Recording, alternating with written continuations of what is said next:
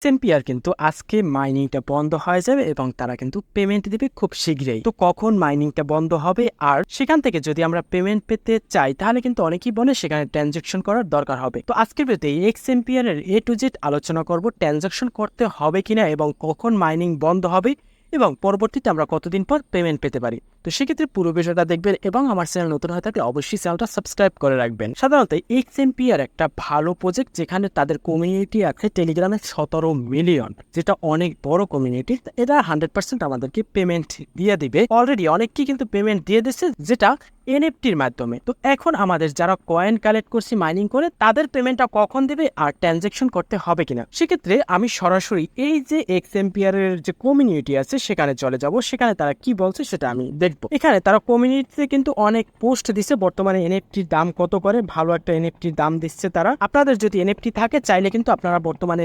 3.5 টনের সেল দিতে পারেন, যেটা একটা ভালো পরিমাণ ডলার পাবেন এখানে। তো এনএফটির পর এখন যদি আমি উপরে আসি, এখানে কিন্তু তারা ট্রানজাকশন করার বলছে যে same like it's the perfect time connect the wallet and make a transaction. আমাদের যে ওয়ালেট কানেক্ট করার যে সিস্টেমটা আছে সেটা কিন্তু এখানে ঠিক সময় মতো তারা ওয়ালেট কানেক্ট করতে বলছে। মানে এই যে মাইনিংটা বন্ধ হওয়ার আগে অবশ্যই আমাদের কিন্তু ওয়ালেটটা কানেক্ট করতে হবে এবং তারা ট্রানজাকশন করতে বলছে, কিন্তু 100% যে আপনার ট্রানজাকশন করতে হবেই সেটা এখানে উল্লেখ করে নাই যে ট্রানজাকশন করলে আপনি পেমেন্ট পাবেন, না করলে পাবেন না।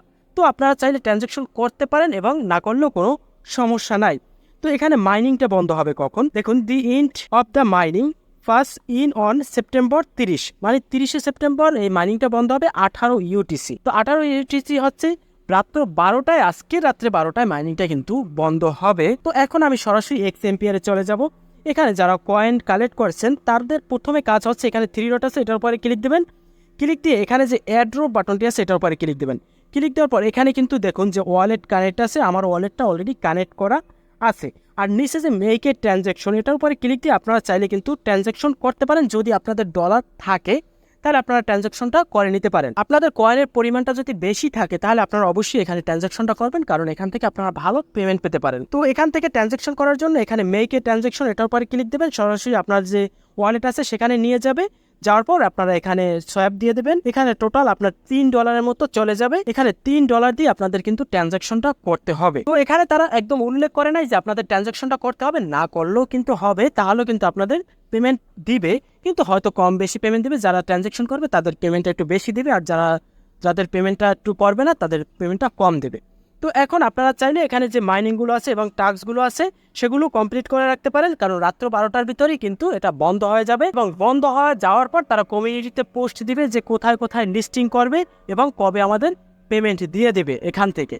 তো এ বিষয়ে যদি আপনাদের কোনো প্রশ্ন থাকে অবশ্যই প্রশ্ন করবেন। আর একটা আমার টেলিগ্রাম চ্যানেল আছে, যেটার লিঙ্ক আমার চ্যানেলের বায়োতে আছে, যেখানে আপনারা ক্লিক করে আমার টেলিগ্রাম গ্রুপে জয়েন্ট হয়ে নিতে পারে এবং সেখানে টেলিগ্রামের মেসেজের একটা গ্রুপ আছে, সেখানে জয়েন্ট হয়ে আপনারা যে কোনো সমস্যার কথা বলতে পারেন এবং আপনাদের সমস্যার সমাধান করার আমরা চেষ্টা করব।